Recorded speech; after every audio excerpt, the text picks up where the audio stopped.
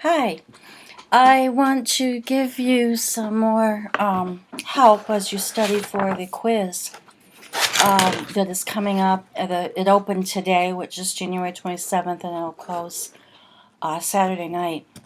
Each of you who posted on time received an email with me to give you instructions on how to either better combine sentences or how to avoid comma splices or other things that you could do. So I want to kind of go over the advice I gave some people and show you a little bit about sentence combining and the points that I was trying to make.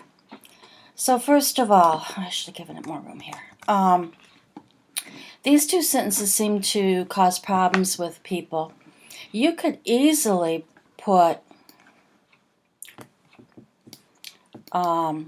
let me see, he's published novels, comma,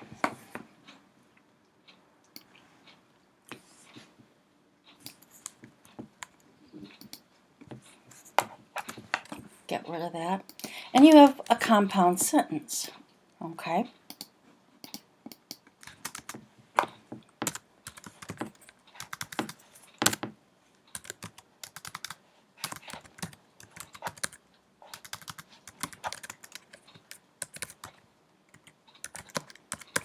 And that would be acceptable, that would be correct, but we can do better.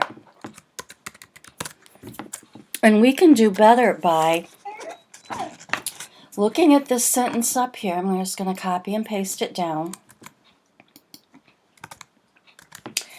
And notice published more than, or published, and he's, it's both there. Do we really need to repeat that? Not really. We can get rid of the and because we're only adding two nouns together. We can get rid of the comma, not the and. And we can get he's published gone. And we've got a shorter sentence with less words, needless words. And what we've done here is we have combined two nouns and there's no comma when there's two nouns.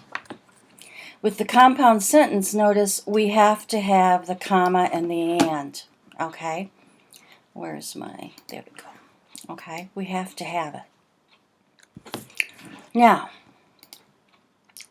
another one that caused people some problems was he wrote a novel. At the time, he was teaching high school English. And many of you did what would work, again.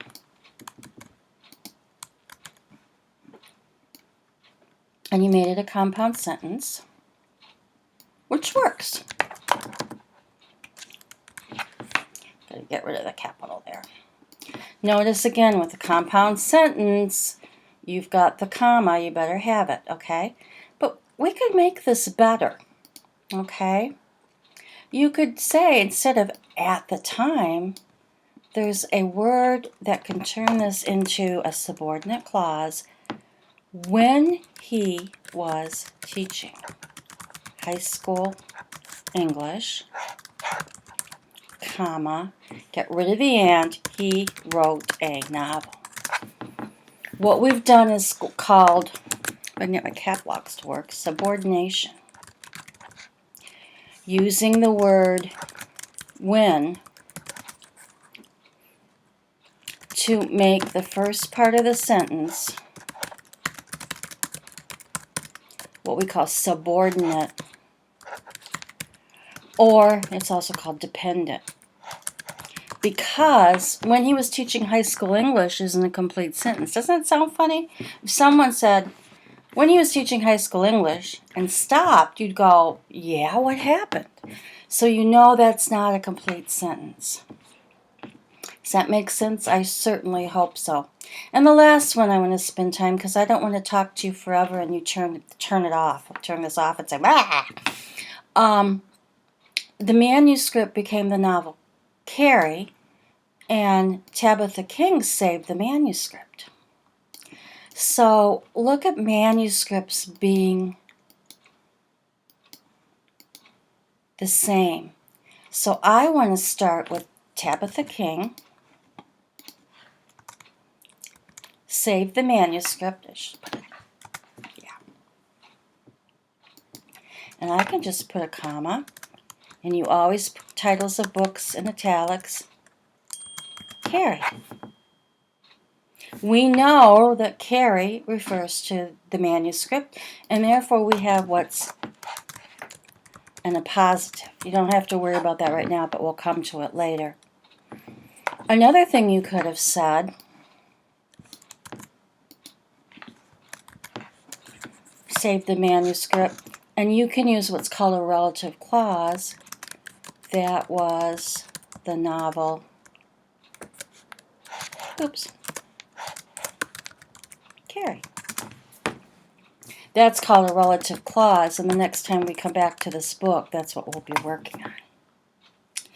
I've shown you different ways now to combine these sentences. One is to take some words out so that you are repeating published. You're not repeating words. And I've told you that the two nouns that go together end up without a comma because you have the and. I've shown you subordination using a word like when, although, before, after, those kinds of words that you can use. And I've shown you an appositive or a relative clause. Don't worry about the terms, okay? To make things much tighter than having two sentences. It makes the writing flow better. And many of you, when you wrote me what was going on when you're combining sentences, you said it was flowing better, the language. Study this. Study the email I sent you with the instructions about what you did right and wrong in your sentences. And then open the quiz. It may be the same sentences you've been working with, or it might be a totally different one, okay? But I really suggest you study this very carefully, okay? Always contact me if you have trouble, please.